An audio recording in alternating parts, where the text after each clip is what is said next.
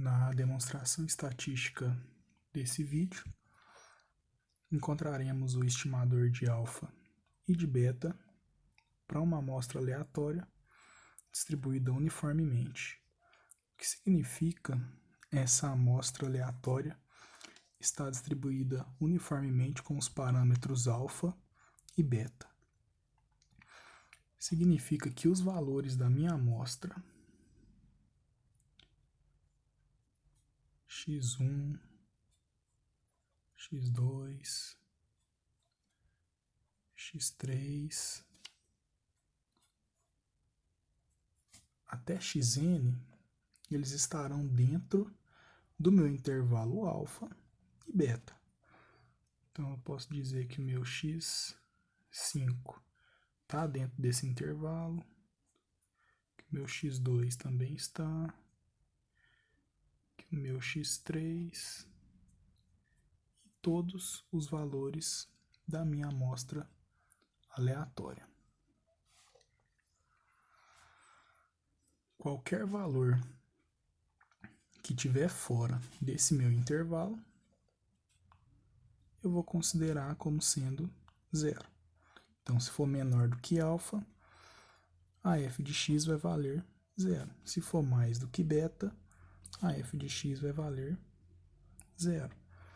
E se tiver entre alfa e beta, a minha f de x vai valer o tamanho do intervalo, que é beta menos alfa. É importante dizer, vou colocar alguns valores aqui só para representar. Vamos supor que o x5 valha 3, 4, 5 e 7. Só um exemplo. Então, ó, o meu x5, vamos colocar aqui x5. O meu x5 vale 3. O meu x2 vale 5. O meu x1, 4. E o x3 eu coloquei como 7. Então aqui é um 3. E aqui o 7. Vamos imaginar um x4 também. Então, x4 vai valer 6. Observe que esses valores são aleatórios. A gente não tem nenhuma ordem neles. Se eu quero ordená-los, a notação que eu uso é colocar entre parênteses. O meu menor valor vai ser o x1 com 1 entre parênteses. E aqui seria x2, x3. E o meu maior valor, tá aqui a notação é xn. Então, sem ordem, sem ordenar o meu valor, eu coloco sem parênteses. E quando eu quero ordenar, eu coloco entre parênteses.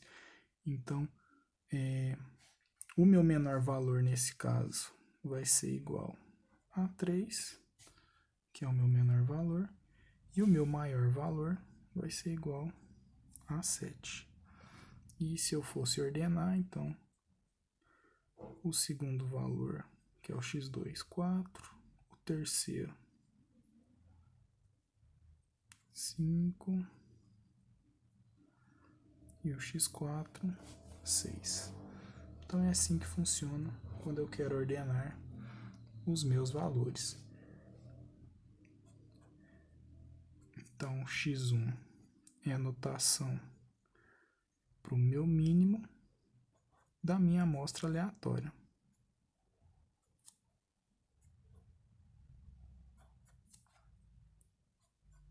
E o meu xn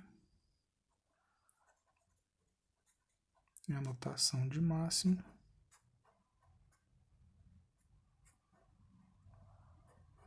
também da minha amostra aleatória.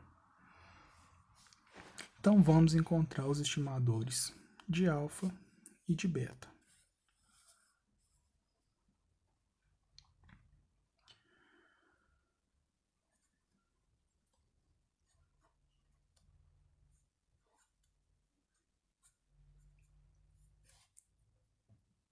para encontrar o estimador de beta, eu vou fazer uma aleatória, uma amostra aleatória com o alfa já definido, para a gente trabalhar só com o beta.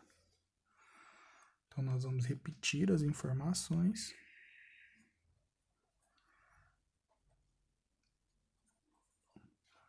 Então, voltando lá.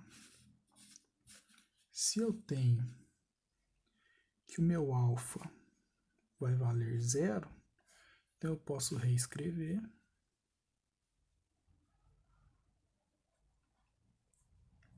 como sendo 1 sobre o beta, né? Se beta menos 0, vai ficar simplesmente o beta. Isso se, além do alfa, vou colocar o 0. Então, eu sei que tem que estar no intervalo entre 0 e beta, os valores de x, para valer entre 1 e beta. E vai valer 0, caso contrário.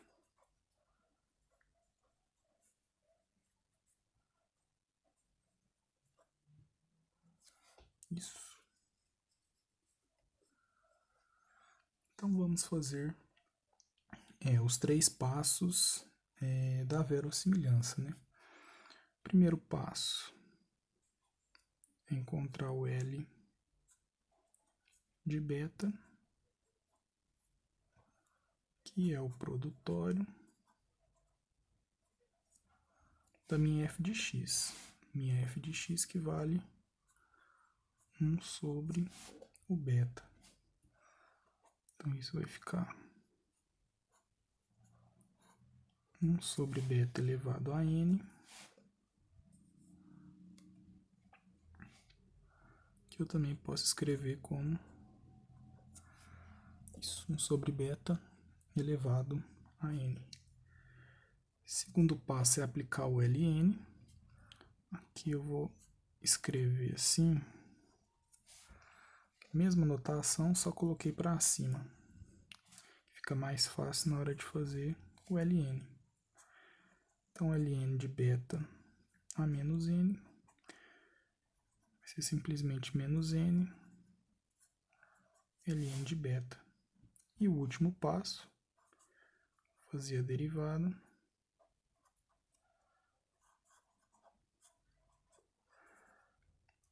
Essa derivada com relação ao beta, isso igual a 0.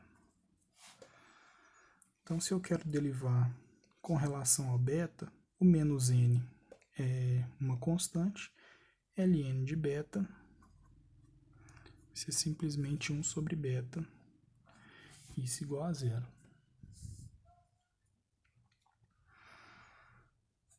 E eu vou ter que o estimador de beta vai ser igual a 0, ou seja, esse é um resultado. Para eu encontrar o estimador pelo método da máxima verossimilhança, resolvendo por esses 3 passos, eu não vou conseguir. Mas tem uma forma alternativa da gente encontrar. Se o método é da máxima verossimilhança, pelo estudo do gráfico da função de verossimilhança, nós conseguimos encontrar esse estimador.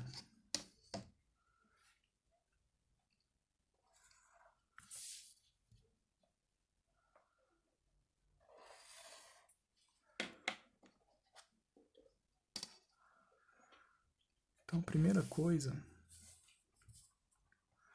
nós precisamos definir quais valores são possíveis. Eu tenho essa condição em que o meu beta, então aqui os valores da máxima verossimilhança, e de cá é beta, na verdade. Isso. Quais valores o beta pode assumir? Uma restrição é que o meu beta tem que ser maior do que x. Então, até o valor do x, aqui vai ser 0, por causa da minha restrição. A minha função de máxima verossimilhança, ela é 1 sobre beta sobre n. E essa função só vai ser possível para os valores em que beta é maior do que x. E o desenho dessa minha função é mais ou menos assim.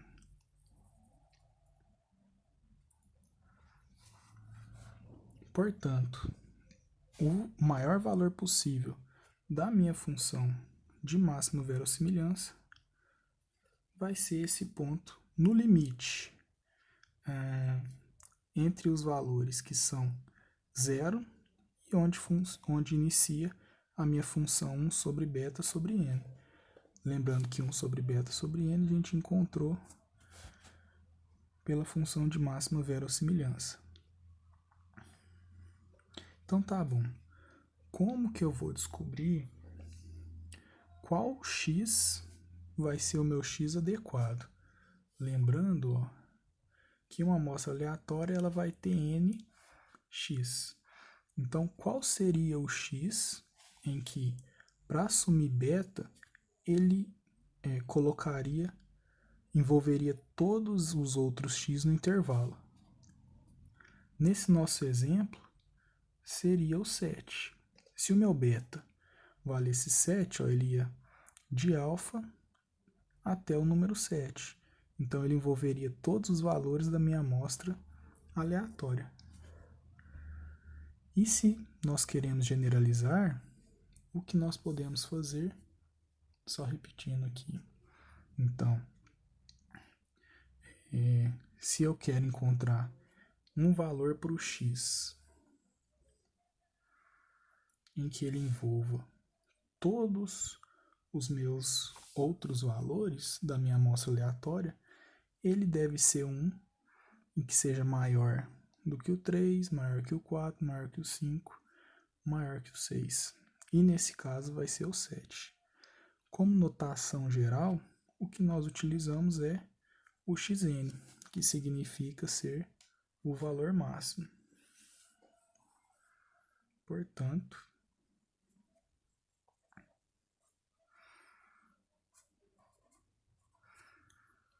pelo método da máxima verossimilhança, o estimador do beta vai ser o maior valor da minha amostra aleatória.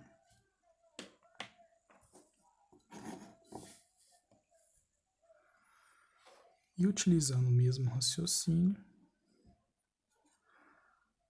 agora para o alfa,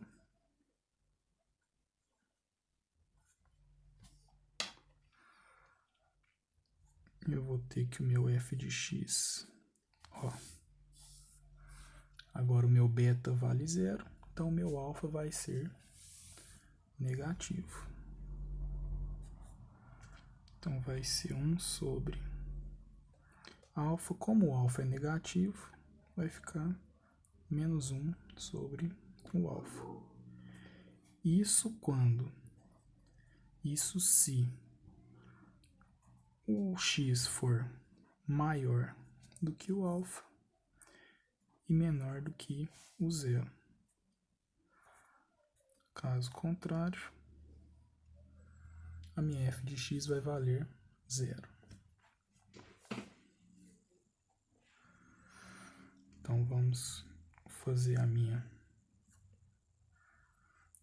verossimilhança, que vai ser de alfa e de x, que é um produtório de 1 sobre menos o alfa.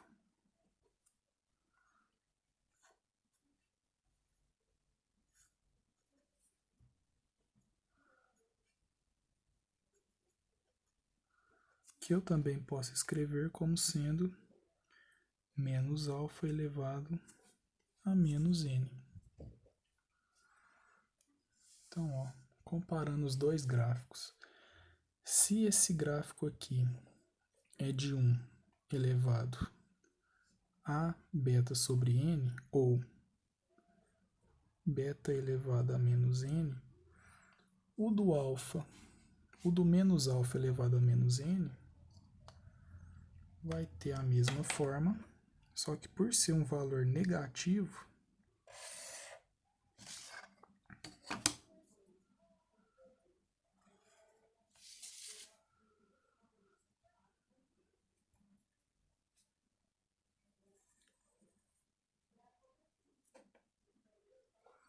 ele vai ter o desenho inverso. E agora, o único x possível, vou voltar lá para o nosso gráfico inicial. Agora eu quero um valor para o alfa, em que ele compreenda todos esses valores até o beta. Nesse nosso exemplo, ele tem que ser o 3. Se a gente quer generalizar, para qualquer amostra aleatória, tem que ser sempre o mínimo. Então, aqui, o valor que eu devo colocar como o estimador de alfa vai ser mínimo. Então, essas são as estimativas de alfa e de beta para uma amostra aleatória uniforme. Se foi útil para você, deixa a curtida e se inscreva no canal.